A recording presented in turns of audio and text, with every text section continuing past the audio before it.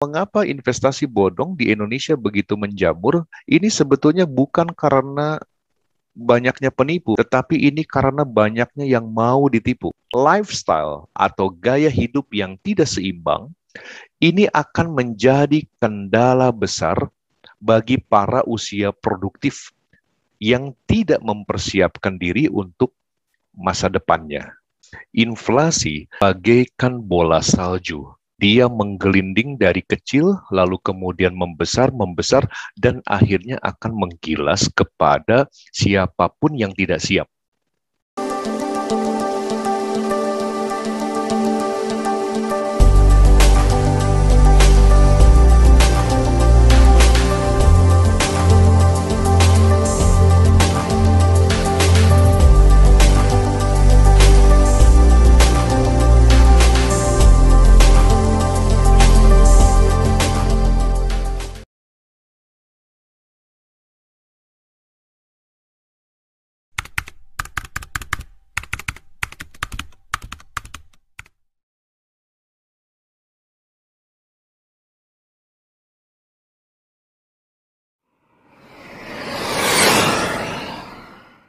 Dan kita juga bisa mendengar pemaparan beliau dengan tema di sore hari ini, Future for Female.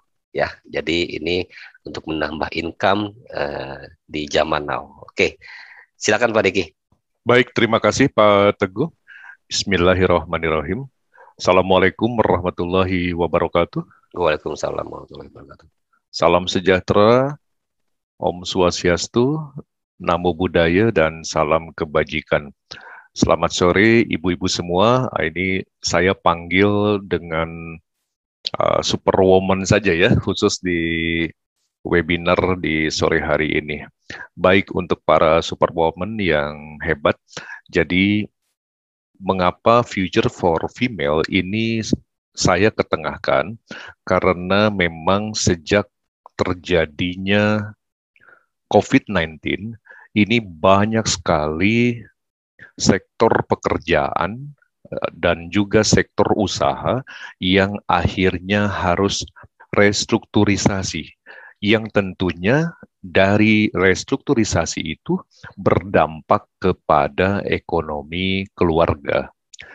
Ketika seorang suami yang bekerja lalu kemudian terkena imbas daripada COVID, dan seorang istri juga bekerja, mungkin tidak terlalu berasa ya. Tetapi yang paling terasa adalah ketika seorang istri justru tidak bekerja sama sekali, ya, atau tidak memiliki usaha apapun. Semuanya mengandalkan dari suami. Nah, ketika ada permasalahan, tentu ini akan berakibat cukup fatal terhadap roda perekonomian di rumah tangga. Melalui kesempatan di sore hari ini tentu diharapkan informasi yang disampaikan ini dapat membuka paradigma ya, dan juga memberikan literasi kepada para superwoman untuk mendapatkan informasi bagaimana sebetulnya peluang di industri trading. Baik, untuk para superwoman yang saya hormati, tentu yang jadi pertanyaan, seberapa pentingkah perencanaan keuangan bagi Anda? Kalau saya boleh tanya kepada para superwoman yang hadir, kalau mendapatkan penghasilan dari suami ya, kira-kira kemana alokasinya? Yang sudah bisa dipastikan itu adalah untuk makan dan minum. Lalu umumnya juga untuk operational cost ya, artinya untuk membayar kewajiban-kewajiban termasuk kebutuhan-kebutuhan rumah tangga. Lalu kemudian biasanya mulai melakukan yang namanya saving dan mulai investasi, dan yang terakhir biasanya itu digunakan untuk hiburan.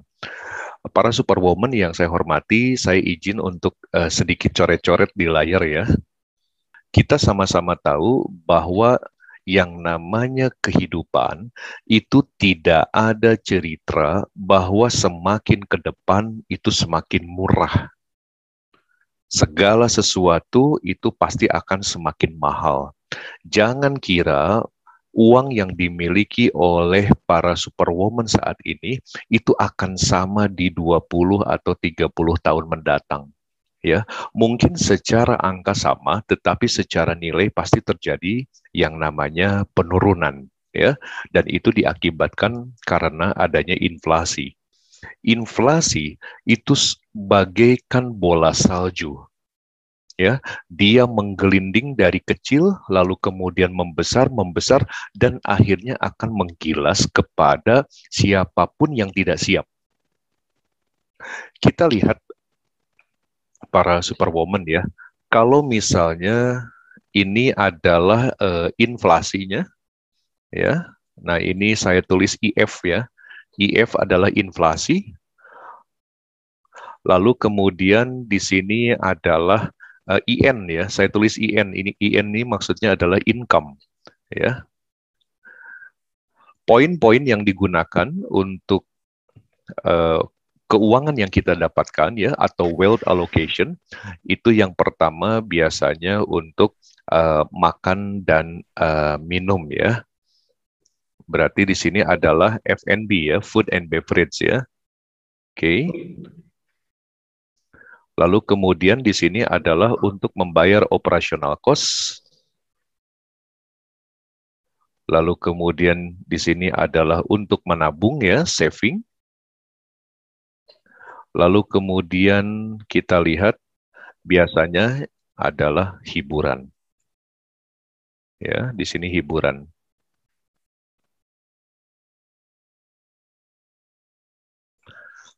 Kalau saya ambil grafik seperti ini, kalau tingkat inflasi berada di sini, ya, ini adalah IF-nya, saya tulis F. Lalu kemudian income kita ada di atasnya, jauh di atas inflasi, maka keempat komponen ini tentu bisa dipenuhi oleh setiap rumah tangga. Tetapi apa yang terjadi ketika income kita berada di level ini, lalu kemudian inflasi, dia sudah mulai bergerak, ya, dia sudah mulai naik ke area sini. Sudah mulai mendekati kepada level income kita. Apa yang terjadi? Biasanya sektor hiburan, orang mulai menguranginya. Ya, dikarenakan kebutuhan yang semakin mahal. Kita bisa bandingkan terutama untuk para superwoman ketika 5 tahun yang lalu Anda berbelanja minimal 1 juta rupiah di supermarket, berapa kantong yang bisa Anda bawa jika dibandingkan belanja 1 juta dengan 2021? Itu berbeda sekali. Kalau dilihat dari produk, ya, yang dibelanjakan itu hampir rata-rata sama, ya. Dari mulai kuantitinya, lalu kemudian kita lihat jenis produknya, lalu kemudian kita lihat ingredientnya, itu hampir sama. Yang berubah adalah nilainya. Nah, ini tanpa disadari terjadi perubahan-perubahan di dalam sektor ekonomi. Lalu kemudian kita lihat bagaimana kalau ternyata inflasi itu sudah mulai sejajar dengan yang namanya income, ya, levelnya sudah mulai sejajar. Maka biasanya dalam suatu rumah tangga yang mulai terganggu adalah tabungan, ya. Sedikit-sedikit ke ATM, sedikit-sedikit ambil uang, itu dikarenakan income yang didapat itu nilainya tetap, tetapi inflasi itu terus bergerak meninggi, ya. Lalu kemudian kita lihat para superwoman, bagaimana ketika ini adalah income kita, namun inflasi sudah mulai lebih tinggi daripada nilai income kita. Maka yang akan terganggu adalah cost. Saya yakin para superwoman pernah mendengar bagaimana ada saudara, ada kawan, ya, atau bahkan tetangga yang mulai membayar kewajibannya itu yang tadinya 1 bulan 1 kali menjadi 2 bulan 1 kali.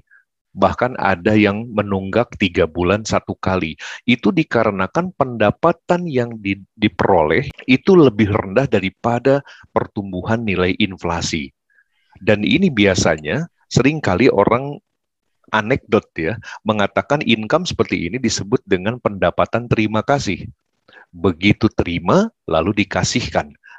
Yang paling parah para superwoman adalah ketika orang tersebut tidak mensiasati penghasilannya atau wealth creation-nya, maka penghasilan yang didapat ini hanya cukup untuk makan dan minum. Selebihnya habis untuk melakukan pembayaran ke sana kemari. Tentu di sini adalah poin penting ya, para superwoman. Seberapa penting perencanaan keuangan itu bagi Anda? Apakah Anda menyusun ini semua atau sekedar terima lalu belanja saja begitu gitu kan? Nah, tentu untuk mensiasati pergerakan daripada inflasi yang terus meninggi dan tidak pernah menurun, tentu harus diimbangi dengan hal-hal yang sifatnya dinamis. Pertumbuhan ekonomi yang begitu dinamis, kita tidak bisa menghadapinya dengan cara-cara yang statis para superwoman. Di sini betul-betul kita harus menghadapinya dengan cara yang juga dinamis. Salah satu sektor yang bisa menghadapi pergerakan inflasi itu adalah sektor yang aktif. Bagaimana itu sektor aktif? Nanti saya akan jelaskan pada slide berikutnya ya. Lalu kemudian fenomena gaji. Berbicara fenomena gaji, ini memang skemanya sangat tidak fair. Anda bayangkan ketika suami Anda bekerja misalnya sebagai seorang kepala bagian gitu kan, atau sebagai seorang manajer, kebetulan ada kawan satu kantor yang juga posisinya sama. Suami Anda bekerja dengan begitu double effort ya, totalitas yang begitu luar biasa, tetapi sementara kawannya yang bekerja dengan santai-santai saja, secara effort itu sangat jauh berbeda, tetapi karena posisinya sama, kedudukannya sama, maka penghasilannya pun sama. Padahal secara effort berbeda, ini memang tidak fair ya. Artinya pendapatan yang seharusnya didapatkan oleh seseorang itu disesuaikan dengan effort yang dikeluarkannya. Lalu kemudian jelas yang namanya penghasilan tidak pernah bisa menutup inflasi. Kita tidak bisa memungkiri ya para superwoman bahwa seringkali suami ibu itu melakukan kerja tambahan ya, mencari income tambahan, itu tujuannya adalah untuk menutup inflasi. Nah, tentu hal ini tidak perlu terjadi lagi jika ibu-ibu sudah mulai bisa memiliki suatu kegiatan di sektor yang aktif ya. Kita lihat sebuah statistik penghasilan ya para superwoman, ketika seseorang sedang berada pada usia pertumbuhan, ketika masih sekolah atau mendekati usia-usia kuliah ya, dalam posisi masih single, mungkin pendapatan 5 juta per bulan mungkin cukup ya bagi seorang yang masih single. Lalu kemudian ketika seseorang mulai berkarir, pendapatannya 15 juta ya. Terus bertambahnya usia ya, mulai berumah tangga, pendapatan 30 juta per bulan. Lalu puncaknya pada saat akan menjelang pensiun, pendapatannya bisa sampai 50 juta. Namun yang harus kita perhatikan, ketika seseorang sudah berada pada retirement years, pada masa pensiun ya, berarti yang bersangkutan pendapatannya akan menurun. Tetapi tingkat kebutuhannya tetap semakin meningkat. Ini yang sering kali kita temukan di lapangan, terjadinya post-power syndrome ya. Seseorang bukan hanya kehilangan powernya atau kehilangan kekuasaannya, tetapi dia juga merasa kehilangan kepercayaan dirinya. Income yang biasa besar diterima setiap bulan, tiba-tiba harus menurun, sedangkan ekonomi secara global itu selalu semakin meningkat ya. Kalau kita lihat mengapa seseorang atau superwoman di sini tidak melakukan perencanaan keuangan. Biasanya kalau kita lihat di lapangan, ini dikarenakan tidak mempelajarinya, no learning ya, tidak berusaha mencari tahu, terjebak dalam rutinitas yang itu lagi, dan itu lagi. Lalu kemudian no investment ya. Ini terjebak dalam zona comfort. Merasa ya sudah cukup dari apa yang diberikan oleh suami, dia tidak berusaha untuk mencari instrumen investasi. Lalu kemudian alasan yang ketiga itu dikarenakan no action, sekedar menunggu nasib karena takut mencoba ya. Ini adalah alasan-alasan mengapa seorang superwoman itu tidak melakukan perencanaan keuangan ya.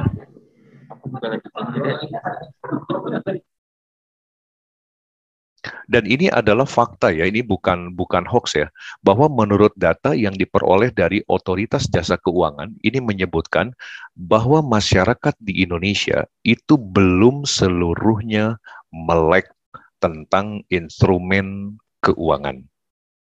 Lalu kemudian 7 dari 10 masyarakat di Indonesia tidak siap menghadapi pensiun.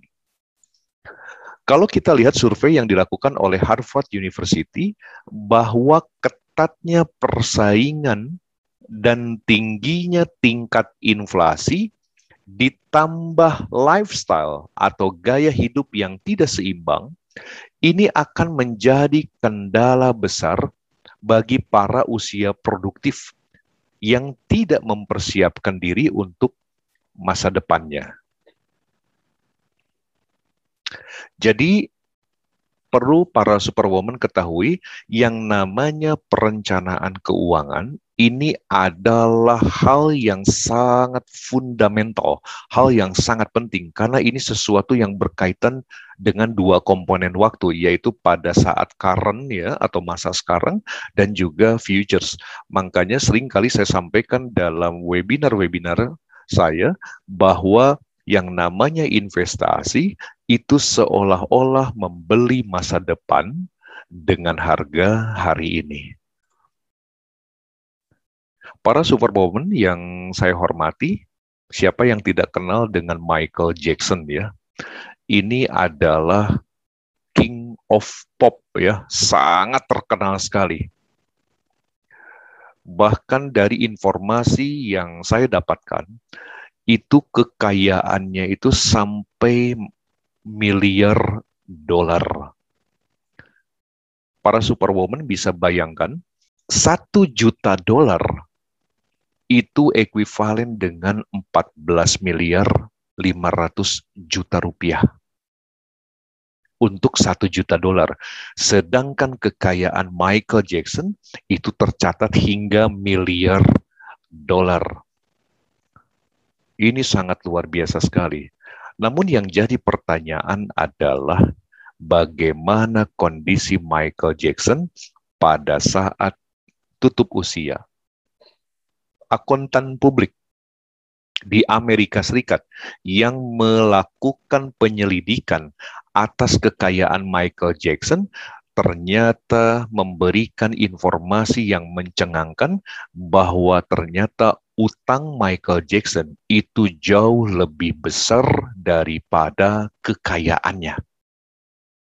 Para superwoman, ketika seseorang sedang memiliki uang banyak, memang suatu hal yang umum terjadi, biasanya alergi ya untuk mendengarkan nasihat ya, alergi untuk menerima informasi.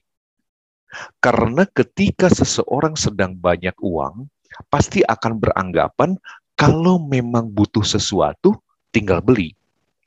Kalau mau sekolah atau terpaksa masuk rumah sakit, ya tinggal bayar. Karena hanya yang difikirkan karena uang yang ada pada asetnya saja. Uang yang ada pada rekeningnya saja. Jarang memikirkan atau melihat bagaimana pergerakan inflasi itu mulai menggerogoti setahap demi setahap. Ini yang terjadi kepada Michael Jackson, para superwoman. Lalu kemudian kita lihat bagaimana King of Phone, Nokia Connecting People, ya, bagi para superwoman yang di awal tahun 2000-an atau bahkan sebelum tahun 2000, siapa yang tidak bangga menggunakan Nokia? Bahkan apapun produk Nokia itu selalu dinanti oleh kita, kapan ada rilis produk baru ya. Kalau para superwoman melihat bagaimana pidato perpisahan yang disampaikan oleh Presiden Direktur Nokia di channel YouTube, dia memberikan pernyataan sambil meneteskan air mata bahwa runtuhnya Nokia itu dikarenakan kesalahan dirinya. Dalam pidatonya, dia mengakui, dia menceritakan bahwa Nokia adalah ponsel yang sangat digemari di seluruh dunia. Dari kalangan muda sampai tua, itu semua orang suka dengan Nokia. Dalam keadaan di puncak kejayaan, ada perusahaan IT yang baru berkembang mencoba berkolaborasi dengan pihak Nokia. Dalam keadaan di puncak itulah, pihak Nokia memandang perusahaan IT ini dengan sebelah mata. Perusahaan IT ini ditolak mentah-mentah oleh pihak Nokia. Mendengar bahwa perusahaan IT ini ditolak oleh pihak Nokia, maka digandenglah perusahaan tersebut oleh Samsung. Para superwoman bisa melihat bagaimana kondisi Samsung saat ini dibandingkan dengan Nokia. Dan perlu diketahui, apa yang dilakukan atau yang ditawarkan oleh perusahaan IT tersebut.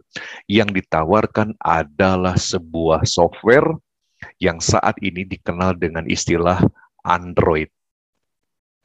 Para superwoman bisa bayangkan pada saat itu Android ditawarkan ke Nokia, tetapi Nokia menolaknya mentah-mentah karena merasa pangsa pasarnya sudah di dunia, sudah paling hebat. Tetapi Nokia tidak menyadari yang namanya perubahan global. Lalu kemudian kita lihat contoh yang paling kecil. Ini adalah King of Street. Indonesia itu sangat terkenal, bahkan hampir di seluruh provinsi di Indonesia ada yang namanya ojek ya. Ojek-ojek pangkalan. Sekarang mulai muncul yang namanya ojek online. Kalau dibandingkan dengan ojek online, secara jelajah, secara pendapatan, ojek pangkalan jauh ketinggalan.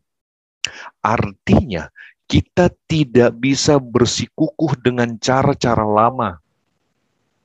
Para superwoman harus berinisiatif, harus mencari tahu bagaimana kita bisa memiliki penghasilan jauh di atas inflasi. Kita bisa memiliki penghasilan melalui cara-cara yang memang upgrading, cara-cara yang memang berlaku dan umum terjadi pada saat ini. Jadi kita tidak bisa bersikukuh dengan cara yang repetisi ya, yang begitu-begitu saja. Ini adalah contoh-contoh yang bisa kita lihat para superwoman, bagaimana seorang Michael Jackson sekalipun dengan kekayaan yang begitu fantastis karena kesalahan dalam pengelolaan dananya terperosok dalam kehancuran ya ekonomi. Dan ini tentu harus kita hindarkan. Dalam kondisi seperti ini juga ditambah adanya proyeksi pertumbuhan ekonomi yang disampaikan oleh CEO Bank Dunia, Kristalina Georgieva, yang mengatakan bahwa sebetulnya pertumbuhan proyeksi ekonomi di Indonesia tahun 2021 justru lebih rendah daripada proyeksinya tahun 2020.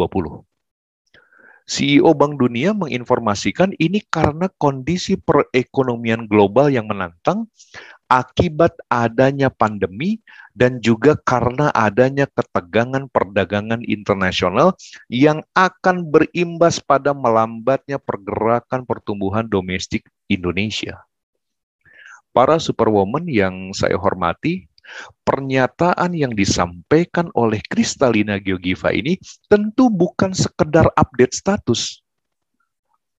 Karena apa yang disampaikannya ini akan mempengaruhi kepada 270 juta orang, yaitu kita semua yang berada di dalam Indonesia. Bank Dunia menilai akan terjadi pelambatan terhadap ekonomi Indonesia.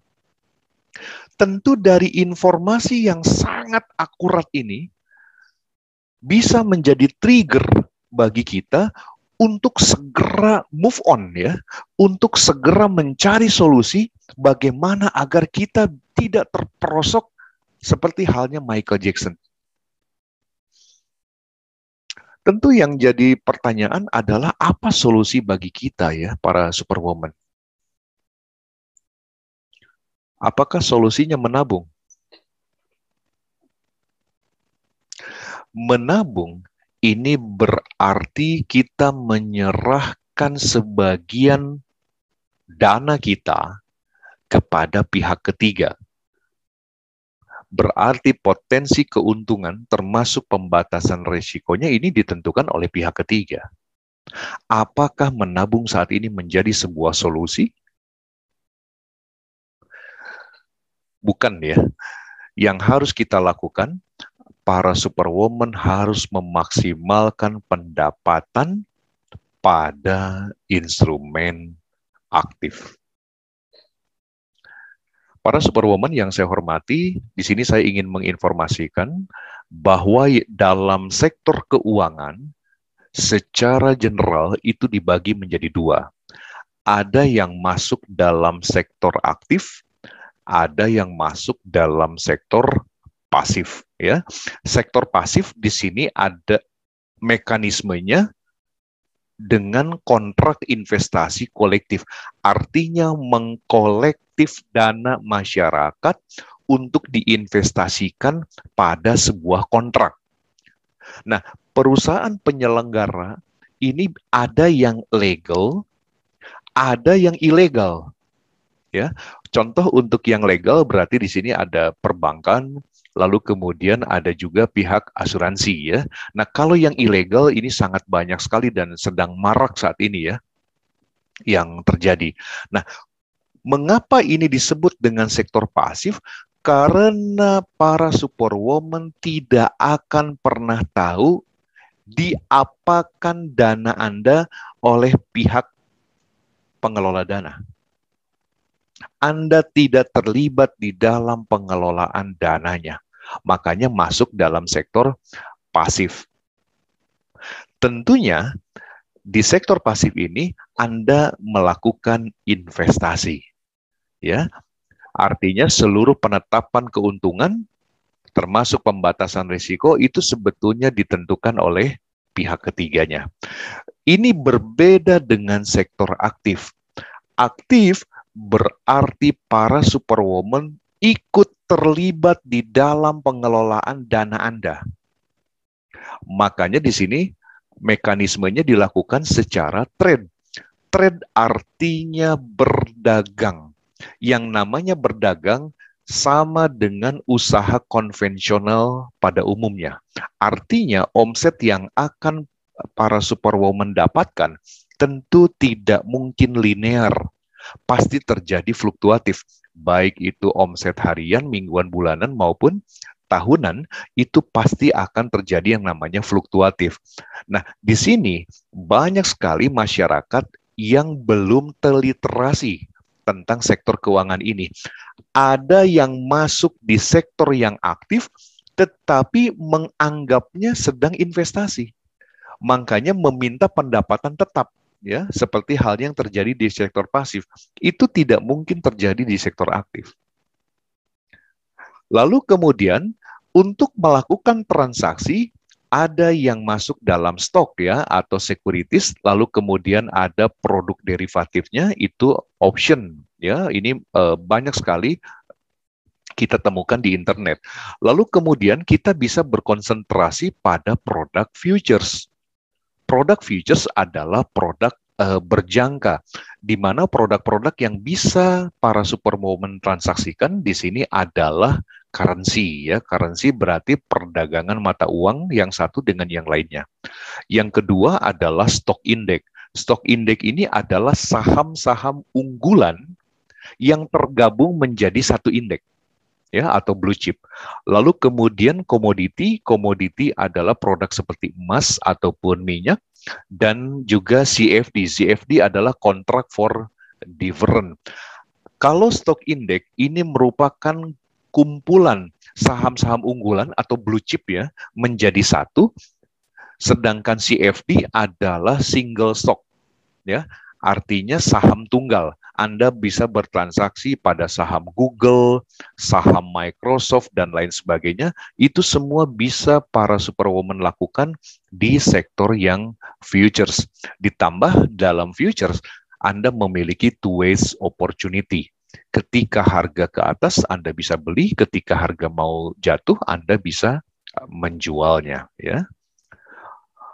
Kalau berbicara mekanisme transaksi, sangat sederhana sekali. Anda hanya diberikan dua pilihan sederhana. Apakah Anda mau melakukan beli atau melakukan jual? Lalu kemudian bagaimana agar kita bisa tahu ini adalah saatnya kita beli? Bagaimana kita bisa mengetahui ini adalah saatnya jual? Tentu para superwoman bersama GK Invest akan mendapatkan edukasi rutin ya setiap 2 minggu sekali dalam eksekutif kelas. Bagaimana bisa mengikuti eksekutif kelas? Silahkan para superwoman untuk bertanya langsung kepada yang mengundangnya. Dan tentunya diharapkan dari informasi yang disampaikan seolah-olah para superwoman memiliki mesin ATM di dapur Anda.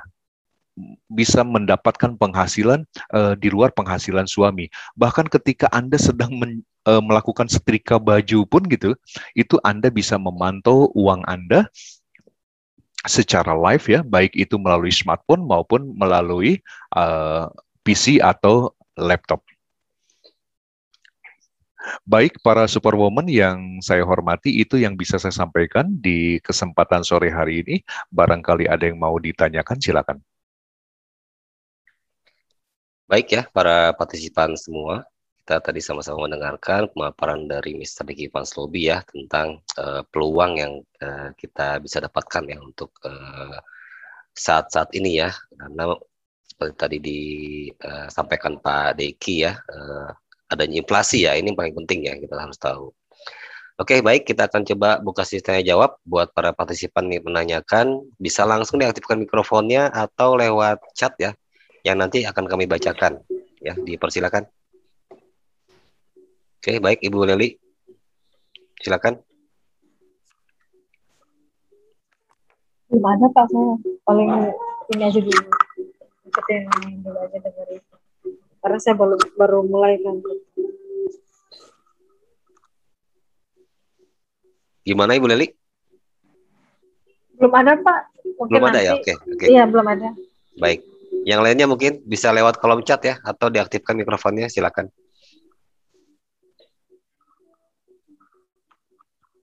Ya, ini menarik Pak Deki ya, yang tadi disampaikan tentang inflasi nih Pak Deki. Iya betul. Ya, karena memang kalau kita tadi Pak Deki contohkan untuk belanja 1 juta di supermarket, biasa kita pakai troli bisa penuh ya Pak Deki ya. Iya. Sekarang mungkin cuma setengah troli Pak Deki. Bahkan mungkin hanya 1/4 troli ya Pak Teguh. 1/4 troli ya.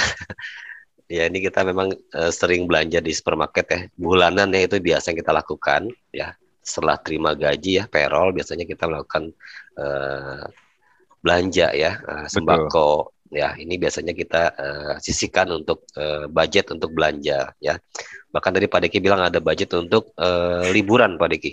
Iya, betul. Nah, sekarang PPKM kita nggak bisa liburan ya. Bahkan juga sudah mengurangi liburannya. Betul. Itu karena salah satu alasan adalah budget Pak Deki. Iya, betul. Ya, jadi ini sangat kerasa selama PPKM ya, bahkan mungkin para superwoman juga merasakan yang memiliki usaha kecil menengah ya, atau UMKM, ini sangat-sangat terasa sekali ya, omset berkurang dan kita harus tetap ya untuk mencari alternatif ya dalam mendapatkan suatu income. Betul. Bahkan yang luar biasa Pak Teguh, saya juga ingin share ya apa yang dilakukan oleh ada seorang ibu-ibu ya yang menjadi nasabah. bagaimana yang bersangkutan mencoba untuk bertransaksi di industri futures ini, Pak Teguh ya. Ya, ya. Lalu kemudian dari hasil keuntungannya itu digunakan untuk membayar operasional cost-nya dia. Oke. Ya, bahkan ada yang dilakukan untuk membayar karyawannya gitu kan, untuk membayar kewajiban-kewajiban lainnya, sehingga omset yang didapatkan oleh ibu tadi itu betul-betul sudah net gitu loh. Ya, utuh ya. Utuh, karena dia membayar operasional cost-nya itu dari hasil keuntungan. Bahkan tidak sedikit juga para superwoman, ada juga di sini ibu-ibu yang mencoba untuk melakukan cicil mobil ya. Ya, itu membayar cicilannya dari hasil trading itu juga ada gitu kan. Nah, maka di sini juga kesempatan bagi para superwoman bagaimana Anda bisa memiliki pendapatan yang jauh lebih tinggi daripada pertumbuhan nilai inflasi itu sendiri, dan tentunya ini diharapkan bisa menunjang roda perekonomian di rumah tangga ya. Oke, benar sekali Pak Deki ya. Ini satu hal yang mungkin kita harus ketahui juga ya tentang investasi. Dan di luar sana banyak sekali ya investasi yang bisa dibilang ilegal ya Pak Deki ya. Betul. Ini kita mau coba berikan informasi ke para partisipan semua bahwa GK Invest adalah salah satu perusahaan pialang yang terregulasi Bapepti ya, yaitu Badan Pengawas ya pedagang minyak komoditi yang memberikan izin resmi di Indonesia tentang perdagangan berjangka. Dan kebenaran GK Invest juga sudah memiliki izin sejak tahun 2005 ya. Jadi untuk para partisipan tidak usah khawatir tentang legalitas, itu bisa dijamin ya, karena sudah 16 tahun berjalan. Bahkan sekarang GK Invest terbaik ya Pak Deki ya. Betul. The best nomor 1 di Indonesia dengan pelayanannya. Dan luar biasanya Pak Teguh, seluruh transaksi itu baik untuk menetapkan keuntungan termasuk pembatasan risiko itu ditentukan oleh para superwoman ya Pak Teguh. Iya benar sekali Pak Deki. Jadi bukan ditentukan oleh GK Invest atau ditentukan oleh pihak ketiga. Ini semua dalam kendali Anda semua. Nah ini ngomong-ngomong masalah trading Pak Teguh ya. Kebetulan anak saya kedua-duanya perempuan Pak. Oh iya, iya. Ya, dan di sini saya sengaja mengajarkan trading kepada anak-anak saya sejak mereka masih SMP, Pak. Oh, gitu ya. Iya, karena saya beranggapan suatu saat anak saya berarti akan menikah gitu ya, Pak Teguh. Artinya suaminya yang akan mencari nafkah gitu. Tetapi saya sudah mempersiapkan supaya anak saya bagaimana dia juga memiliki pendapatan sendiri gitu ya, tanpa harus meninggalkan rumah tangganya. Gitu. Benar ya. Karena memang ibu rumah tangga sudah harus bisa trading ya Pak Deki ya. Ya betul, bahkan mungkin sambil setrika baju gitu kan, benar. Bahkan sambil masak gitu. Sambil nonton drakor mungkin ya Pak Deki. Drakor betul. Oke ya, ini informasi juga buat para partisipan semua ya. Hati-hati kalau ada penawaran-penawaran di luar batas normal ya Pak Deki ya. Betul. Seperti titip dana ya, terus fixed income ya. Jadi kami ini perusahaan pialang bukan bank, bukan asuransi yang mereka benar-benar ada fund manajernya. Ya ini yang sering terjadi di dunia internet ya, banyak penipuan ya tentang trading dan mereka menjanjikan keuntungan yang pasti. Ya bahkan dengan titip dana ya dari nilai 5 juta bisa jadi 25 juta ya. 25 juta bisa jadi 75 juta. Nah ini hal yang fantastis yang saya rasa nggak mungkin ya. Betul. Nggak mungkin ya. Jadi memang yang namanya trading itu ada untung ada rugi. Nah ini yang kita bisa pelajari sebenarnya. Dan satu hal mengapa investasi bodong ini menarik bahkan booming di Indonesia Pak Teguh ya. Itu sebetulnya secara psikologi yang disentil adalah logika berpikir orang Pak. Jadi ketika seseorang mendapatkan penawaran bahwa dengan berinvestasi 5 juta, maka akhir bulan akan mendapatkan 25 juta, gitu. Maka yang bersangkutan sudah membayangkan bagaimana lifestyle yang akan didapatkan nanti, Pak Teguh. Oh, oke. Berarti yang bersangkutan jika 5 juta menjadi 25 juta, maka apabila 10 juta akan menjadi 50 juta. Dia sudah membayangkan bagaimana lifestyle itu gitu kan. Nah, itu adalah alasan pertama yang selalu disentil adalah akal sehatnya. Lalu kemudian yang kedua, mengapa investasi bodong di Indonesia begitu menjamur? Ini sebetulnya bukan karena banyaknya penipu, Pak Teguh, tetapi ini karena banyaknya yang mau ditipu. Benar sekali Pak Deki ya. Jadi kita harus betul-betul masyarakat di Indonesia ini harus terliterasi Pak tentang keuangan. Yang tadi sempat saya sampaikan tentang finansial sektor Pak. Bagaimana ada yang masuk kategori aktif, ada yang masuk kategori pasif, lalu kemudian bagaimana turunannya. Nah, di sana harus dipahami oleh masyarakat. Ya, benar sekali. Jadi tidak ada yang namanya aktif itu fixed income ya Pak Deki ya? Tidak ada. Yang namanya trading pasti penghasilannya fluktuatif, ya. Itu sama seperti usaha. Ya, ini benar ya. Kalau saya perhatikan di GK Invest pun ya banyak nasabah kita yang tradingnya emas Pak. Betul. Ya, yang ditanyakan pasti market emas ya, gold. Ya, dan kebenaran saat ini ya karena ada pelemahan US dollar, nah emas cenderung menguat. Betul. Ya, untuk saat ini. Dan memang secara histori dalam 30 tahun terakhir itu emas selalu mengalami kenaikan secara signifikan ya Pak Teguh. Ya. Baik Pak, ada yang masuk nih chat. Kebenaran ada yang bertanya. Baik. Ini dari Pak Teddy Hartopo nih. Ya, apa bedanya trading forex dengan saham? Berbeda Pak Teddy. Kalau kita bertransaksi di forex itu secara umum kita memiliki dua keuntungan ya, two ways opportunity. Kita bisa melakukan beli pada saat harga mau naik dan kita bisa jual pada saat harga mau turun. Sedangkan yang namanya saham, Pak, tidak ada perusahaan yang ingin dinilai oleh publik nilai saham perusahaannya itu turun. Ya, maka kesempatan yang bisa kita manfaatkan pada saat bertransaksi saham adalah membeli. Yang secara substansi itu dari sisi mekanismenya ya, kurang lebih begitu. Ya, jadi kalau di saham satu arah ya, hanya beli kemudian jual. Dan kalau di forex kita bisa manfaatin tren turun ya Pak Deki ya. Betul. Kita bisa klik jual dulu, nanti belinya belakangan ya setelah harga murah. Ya betul. Itu kelebihannya.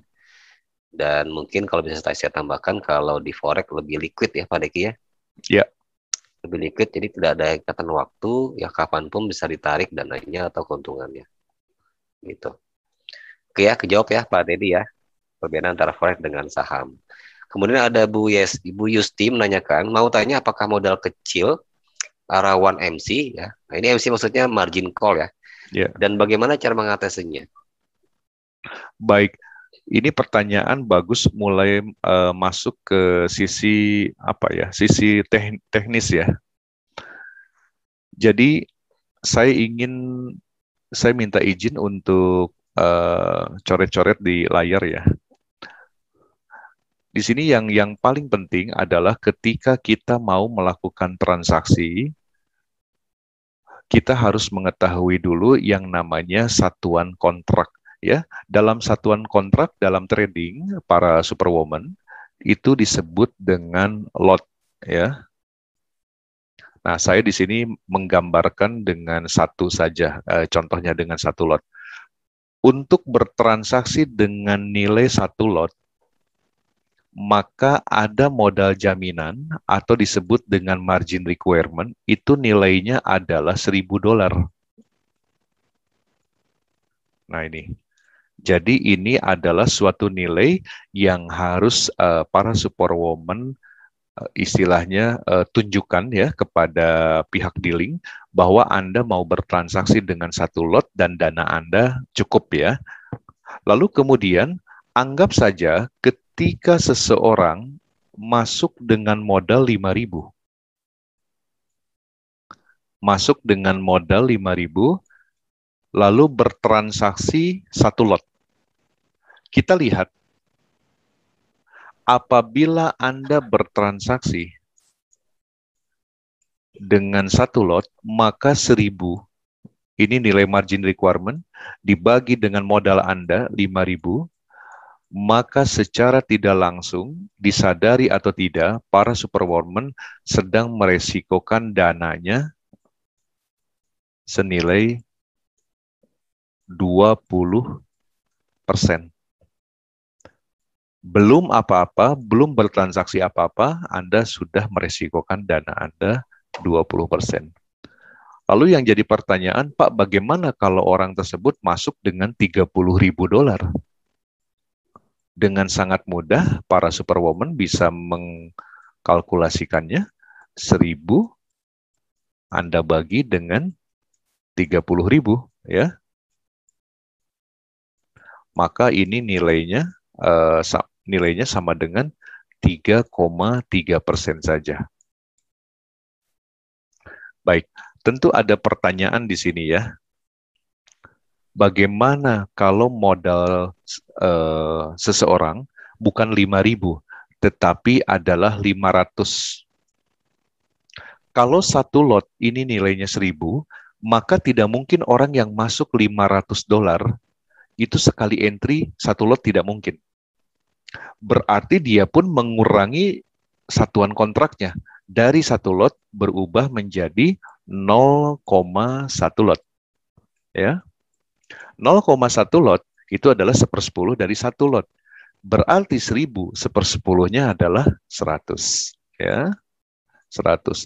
Nah, sekarang kita lihat, kalau $100 dibagi dengan modal 500, maka hasilnya juga 20%.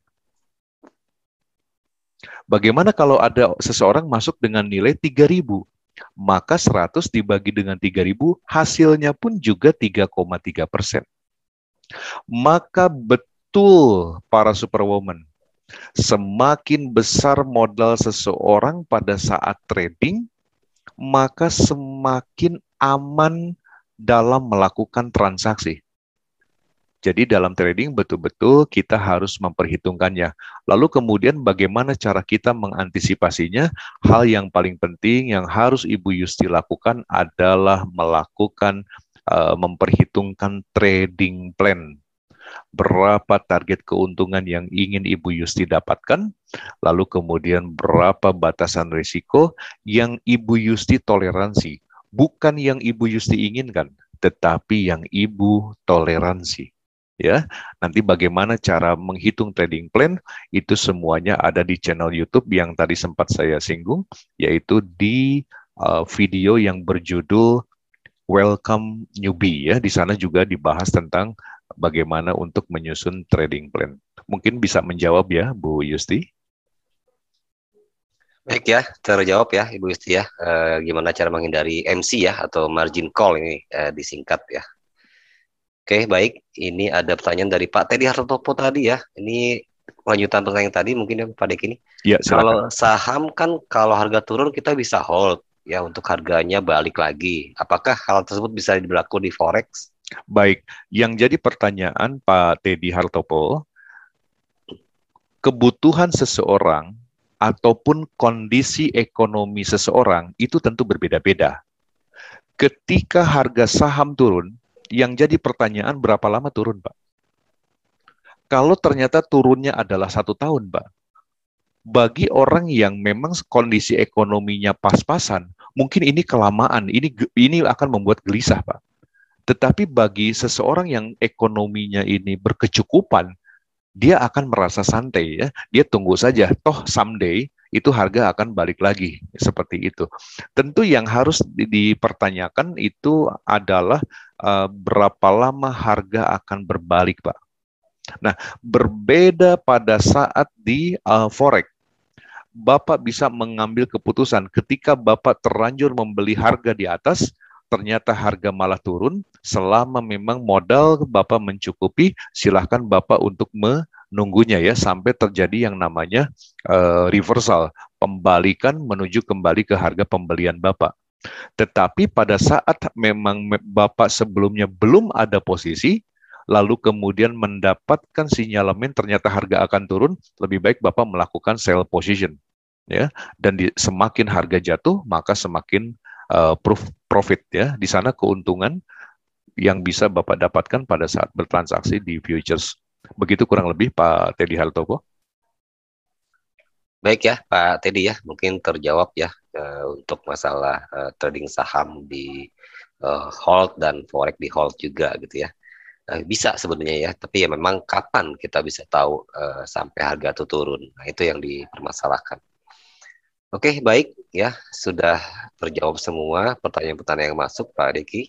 Baik, kalau memang tidak ada pertanyaan Pak Teguh, saya akan kembalikan ke Pak Teguh. Silakan Pak Teguh. Oke, terima kasih Pak Deki.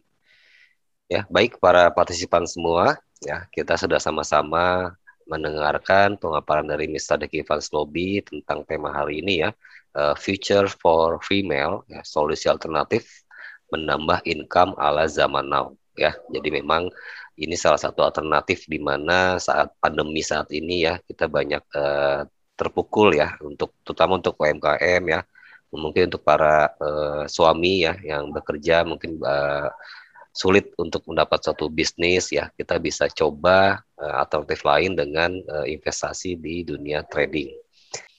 Baik ya, kami ucapkan banyak terima kasih atas waktunya. Saya rasa cukup ya Pak Deki ya. Kami tutup ya. Wassalamualaikum warahmatullahi wabarakatuh. Waalaikumsalam warahmatullahi wabarakatuh. Terima Sukses. kasih. Terima kasih Pak. Sukses untuk kita semua dan salam profit. Pak. Salam profit. Thank you semua. Terima kasih Pak. Ya, Sama-sama. sama-sama.